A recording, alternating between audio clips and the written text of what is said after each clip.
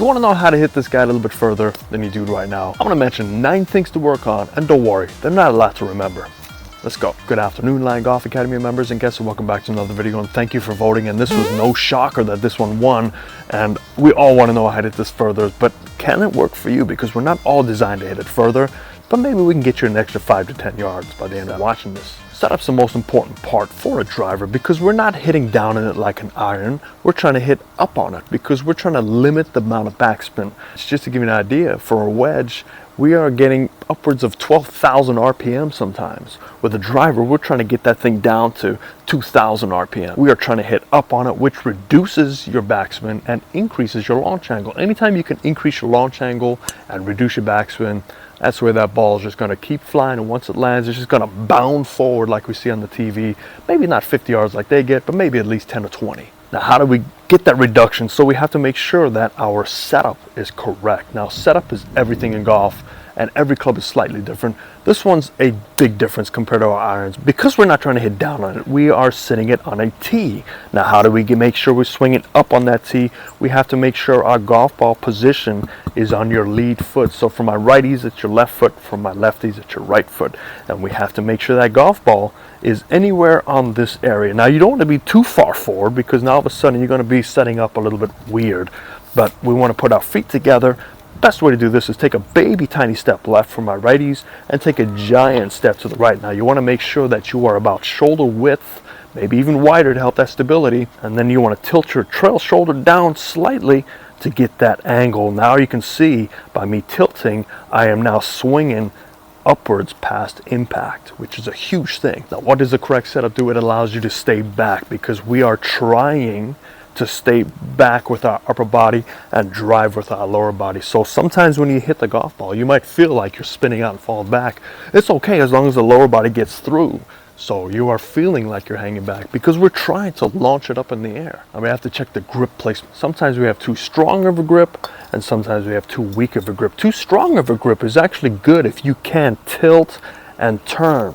Because when you have a strong grip, you can't release that club face. That ball's going so far left that you have to get your lower body involved and your upper body falls back. Now, there are some advantages of this. If you have a body style that can turn and tilt more, you will actually hit it pretty far. But if you don't have that body style, you're probably looking to get a neutral grip, maybe even slightly weaker to help your hands release. So we got the setup all taken care of, but now, what do we do with that setup?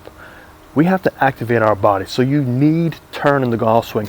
The more turn you have in that golf swing, the further that ball can go. But this comes down to your range of motion. So if you are tight, I know we spend our whole days most of the time sitting on a desk, driving the car, barely getting any sleep, not drinking enough. So you are going to be fairly tight. The average person is probably really tight. So you need some flexion exercise. You need to go test it for range of motion, see how much you can turn, see how much your hips can turn independently. Do some basic stuff like that to figure out, can you actually turn? Because if you cannot turn, you can make adjustments to your setup to help you turn. By you getting more turn, this allows you to develop the power. It's basically like me saying, I want you to throw this ball as hard as you can, but don't turn. What are you going to do? You're going to have your hands and arms, which are flimsy compared to your body, and you're just going to try to throw with all your might, and you can probably throw decently. But can you imagine if you just add some turn back and some turn through? That ball's just going to fly. So the same thing with golf. We need to establish that turn, and we need to turn through, and you cannot do that unless you have a correct setup, which allows you to turn correctly while swinging up on the ball to increase that launch angle, decrease the backspin. So is the golf swing all turn specifically with the driver? Yes, but we also have to release the power that our body's creating. So you do have to have active hands and arms. You have to throw your hands and arms at that golf ball at impact, because I want you to think about throwing the ball again. So if I just do a beautiful job of turn all the way through, but forget to release the ball, where's my ball going to go? It's going to have no power because I'm not releasing it. So the role of your body is to create the power. The role of your hands and arms is to deliver that power, because it's all about conserving this angle as much as you can.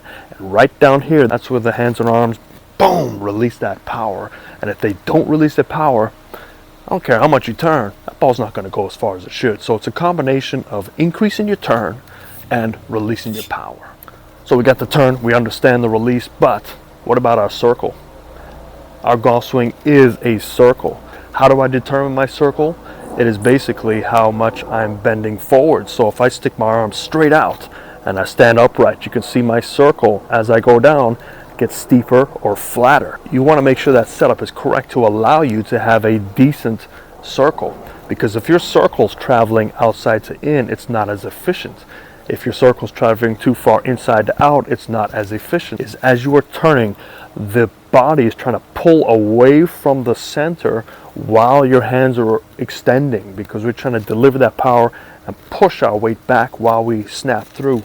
But if you're trying to push your way back and your circle's crossing, your circle actually gets closer as it gets through the golf ball. Because a constant circle can travel in a straight line, and that allows you to turn and keep your line pretty straight. Next, let's talk about centeredness of contact. Now, there's a big difference between hitting the golf ball in the center versus an inch to the right or inch to the left. It's about that energy transfer. Now, all drivers have a 0.835 coefficient of restitution limit, and that's what the USGA has set. So it's not about the club head anymore, it's about where you make contact. And I know you've heard about club head speed, and I know everyone wants to hit it further with the club head speed, but it's not necessarily club head speed, it is ball speed. Ball speed dictates how far things go.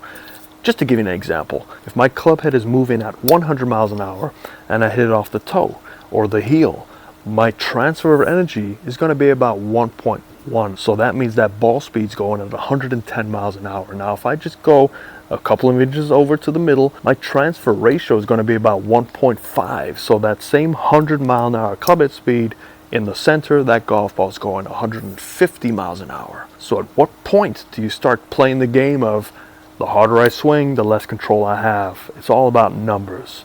So don't look at club head speed, look at your ball speed, and you can only tell this by going to a launch monitor. So if you have an indoor facility that has a launch monitor, great. Don't look at this club head speed, look at that ball speed, look at your smash factor, figure out at what speed of your swing can you increase that smash factor, meaning you are hitting it closer to that sweet spot. That's all that is telling you. So yes, you can probably hit 1 out of 20 in the center, swinging as hard as you can, and yes, that's where you get that golf ball to fly, assuming your circle's correct, your release was correct, all that stuff's great. But if you take it down to 70% and out of 20 golf balls, you hit 6 or 7 in the center at 1.5, I'd much rather take that ratio, because that will make the golf game much easier, because you can control where things are going and you're starting to pick up speed.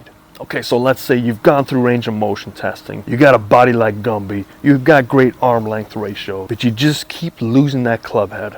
Lastly, you have to check your equipment. So what's in a driver equipment? Most of the times the driver head, it's about as good as it can get. 90% of the club comes from the shaft. I don't care what type of head you have, but if the shaft is incorrect, you're gonna suffer. So things like flexion of the shaft, low kick point, mid kick point, high kick point, spining the shaft, the torque of the shaft, the weight of the shaft, all these things make a huge difference. And yes, if you get properly fitted, that can change your game right away. You can pick up 20 to 30 yards immediately with a correctly fitted golf club. So if you have gone through all these other things and you still don't see an immediate change, or at least some positive change, go get fitted. And I'm not mocking big box stores out there, but make sure you go get fitted by a professional fitter that does this full time, and he's not tied in to some commission of sales, because a commission sales fitter will only sell you what they are paid to sell you. You want to go to somebody that is just a fitter. So if you need help, let me know and I can help you in the comment section below. Ball. So if you aren't playing the correct ball, that can make a difference. And I'm sure you notice when you go to the driving range and you stripe one, it's like, man, that doesn't feel like it went at all. It probably didn't. They're either limited flight golf balls. Those are usually just one-piece golf balls that are made to hit millions of times. Well, not millions, but thousands of times before they start losing their dimples and snapping on you. On the contrary, if you play a golf ball that needs to be compressed a lot, you are not going to get that golf ball's efficiency as some golf ball that you only need to compress a little bit. So compression ratios are a little bit tough to tell, but basically if you have an 80 mile an hour club head speed, you should be playing an 80 compression golf ball. If you have over 110 miles an hour club head speed, 110 compression golf ball, you get the idea. Just match your club head speed to the compression.